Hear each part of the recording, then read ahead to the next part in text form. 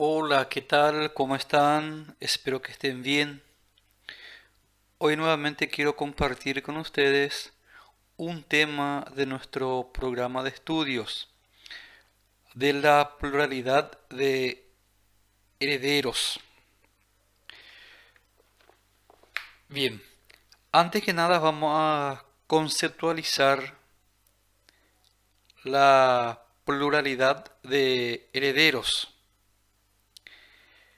Cuando existe pluralidad de herederos, sean legítimos o testamentarios, o legítimos y testamentarios, los bienes dejados por el causante desde el momento de su deceso hasta el de la partición, se encuentran en una situación especial, particular, que se denomina estado de indivisión o de comunidad hereditaria, a la que constituye una universalidad jurídica.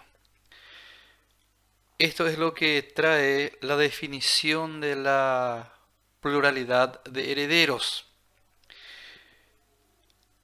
Y eso trata el artículo 2516 de nuestro Código Civil paraguayo en el libro quinto.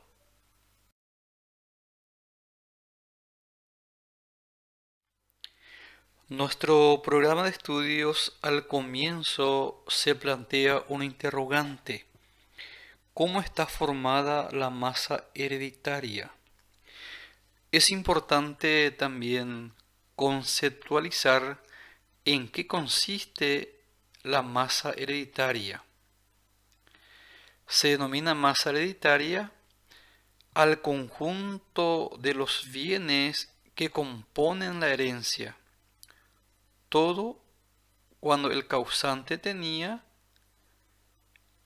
cuando falleció y que pasa a sus herederos. A esto se denomina masa hereditaria.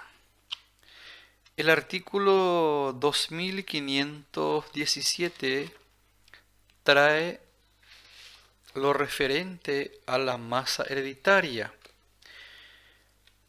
Y esto se divide en tres incisos. A lo que respecta al inciso A, donde menciona los bienes dejados por el causante, entran por tanto en la masa hereditaria las cosas muebles e inmuebles, los bienes de cualquier naturaleza, y en una palabra, toda la actividad patrimonial del causante, con excepción de aquellos derechos que se extinguen con su persona, es decir, con la muerte, como el usufructo. Entran también los créditos. Referente al inciso B, donde menciona lo adquirido en virtud de un derecho de la herencia. Por ejemplo, la usucapión de un inmueble ganado por el causante, el resarcimiento proveniente de acciones de daños y perjuicios causados por actos ilícitos contra el causante o sus intereses. También dentro de este inciso podemos integrar la indemnización que se perciba por los daños o deterioros producidos en los bienes hereditarios.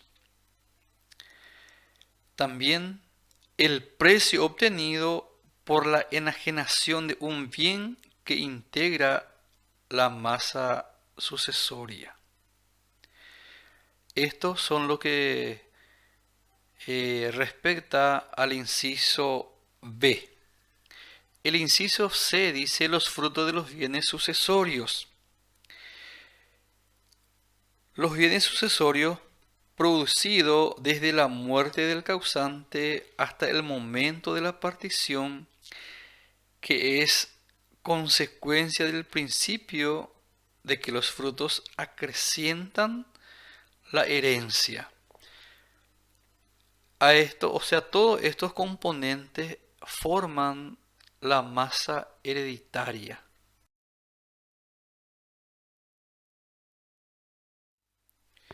Siguiendo con el desarrollo de nuestro contenido correspondiente al tema número 8, encontramos la administración de los bienes mientras permanezcan indivisos, reglas que rigen la administración.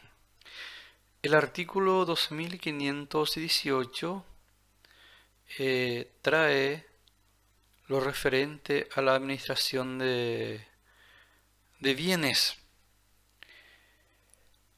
Y esto se contempla en 3 incisos. Lo que respecta al inciso A, dice: el administrador será el cónyuge supérstite en su defecto. Si no fuere idóneo o si hubiere oposición de intereses, el juez designará a la persona que deba ejercer la administración. No cabe duda que cuando exista unanimidad de parecer, el administrador puede ser cualquiera de los herederos e incluso un tercero. Esto solo cuando no exista administrador nombrado por todos los herederos. En el caso de que no exista un heredero nombrado por todos, el juez designará al cónyuge supérstite, y esta preferencia a favor del esposo sobreviviente tiene sólido fundamento, pues es la persona que estuvo más estrechamente ligada al causante y por lo tanto la que tiene el mejor y mayor conocimiento de los bienes y negocios del extinto. El inciso B dice: cada heredero deberá prestar su concurso en la medida conveniente para la gestión, sea esta en general o particular. El concurso que deba prestar el coheredero al administrador designado dependerá de las diversas circunstancias que se presentan durante el lazo que se mantenga indivisa la masa sucesoria. El inciso C se aplicará subsidiariamente al caso lo dispuesto sobre la administración de la cosa común. El administrador de la sucesión solo podrá realizar actos conservatorios de los bienes administrados. Los gastos extraordinarios deberán ser autorizados por el juez previo traslado a las partes. El administrador no podrá arrendar inmuebles sin el consentimiento de todos los herederos. Cuando no mediare acuerdo entre los herederos, el administrador podrá ser autorizado por el juez para promover, proseguir o contestar las demandas sobre los bienes hereditarios. Cuando hablamos de actos conservatorios, nos estamos refiriendo a aquellos que tienden al mantenimiento adecuado de los bienes hereditarios. En virtud de este principio, el administrador está facultado a cobrar los créditos, pagar los tributos que gravan los bienes administrados, abonar los sueldos del personal, satisfacer los gastos provenientes de las reparaciones y de las obras requeridas para la conservación de los bienes, y también vender las cosas perecederas. Esto respecto a la administración de los bienes.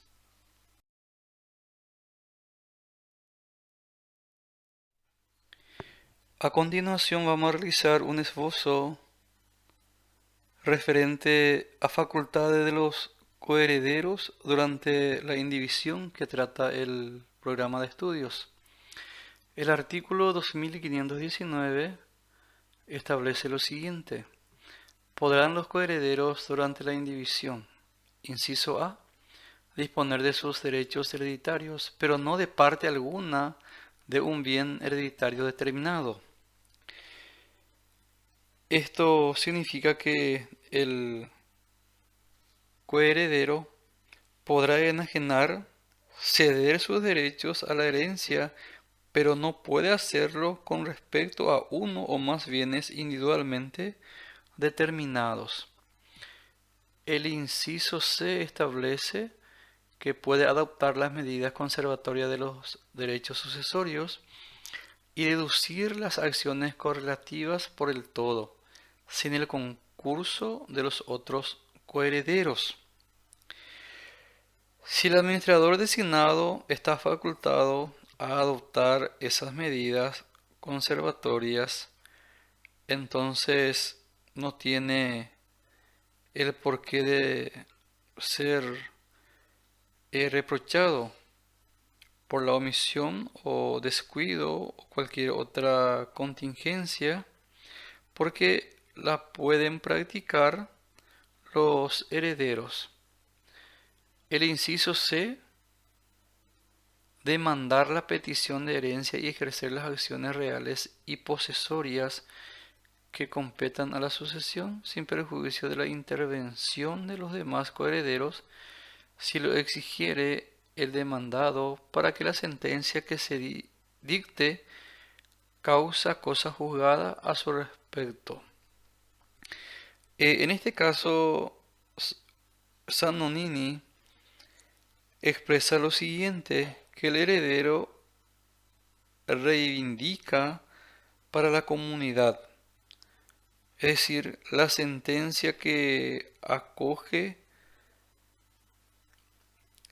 la reivindicación aprovecha a todos los coherederos, no porque el demandante haya obrado en nombre y representación de estos, sino porque al reingresar el inmueble a la masa de bienes de la herencia, su valor acrecentará el patrimonio a dividir, sobre el que cada heredero tiene derecho a una porción ideal que contendrá un mayor valor en la medida en que la masa esté integrada por más bienes.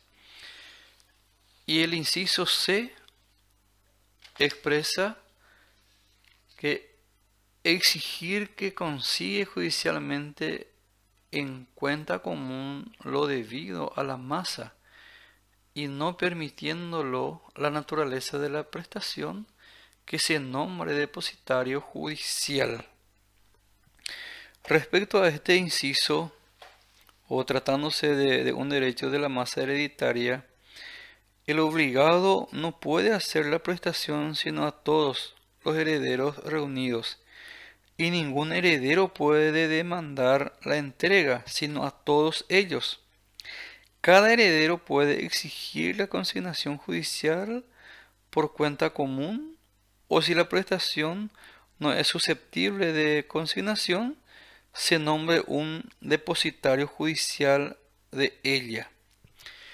Y el infine de este artículo expresa cuanto sigue, que el pago debe efectuarse a todos los coherederos conjuntamente para disponer de bienes indivisos. Individualizado será necesario el acuerdo unánime de los partícipes. Para disponer de bienes indivisos individualizados será necesario el acuerdo unánime de los partícipes, es decir, deberán llegar a un acuerdo para que pueda disponer de bienes indivisos.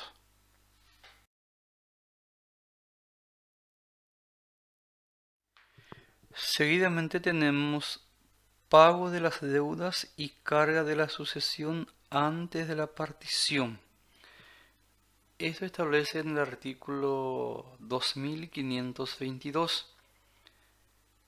Antes de la partición, los herederos podrán enajenar bienes hereditarios con la autorización judicial en la medida necesaria para el pago de las deudas y cargas de la sucesión. Es de evidente necesidad pagar las deudas y cargas de la sucesión, y para ello es de práctica normal en los juicios sucesorios la enajenación de los bienes de la herencia, la que se debe efectuar con autorización judicial.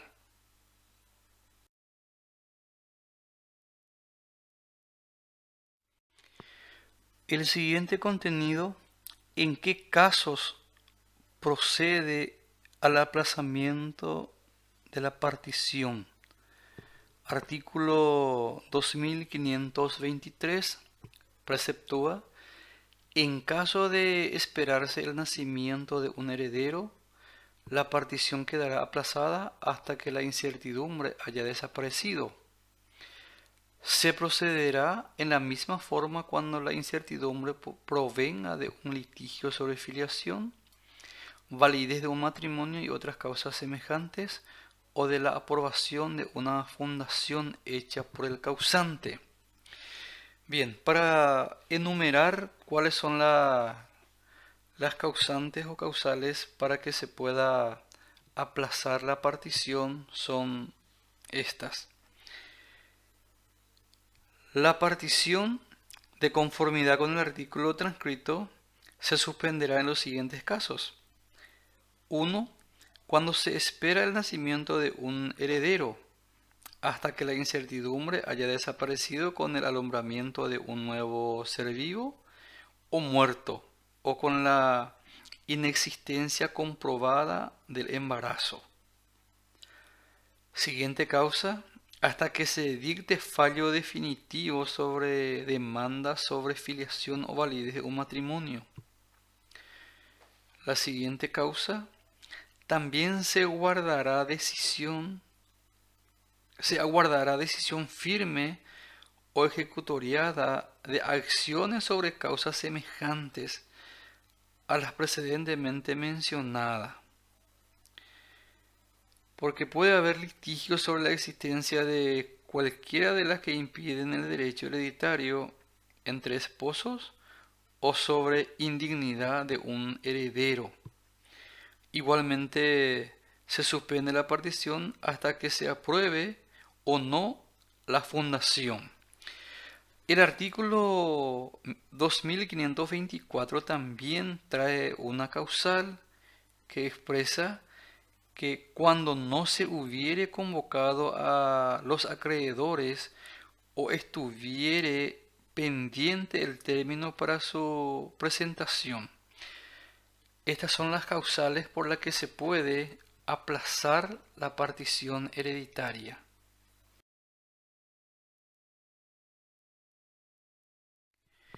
Siguiente contenido: si no hubiere herederos, el testador podrá ordenar que se mantenga la división por un plazo mayor de 10 años.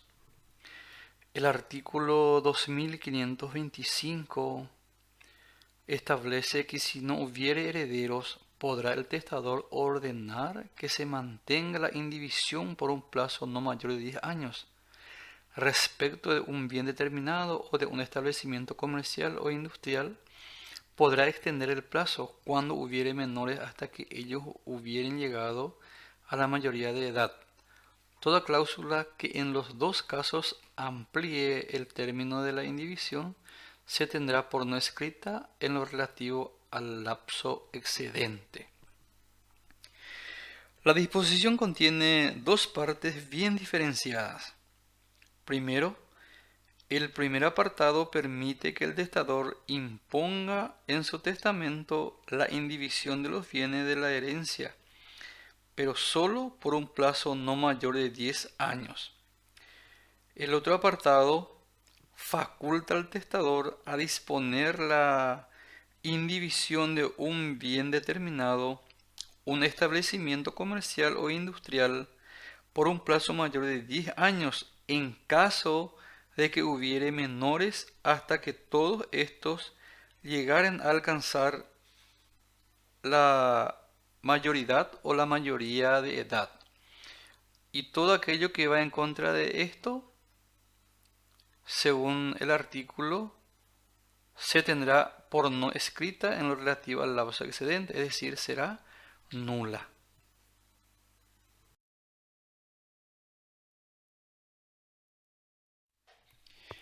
Para concluir ya el desarrollo de los contenidos correspondiente al tema número 8. Tenemos pagado los acreedores hereditarios y los legados. El excedente de los bienes a quienes pertenecen.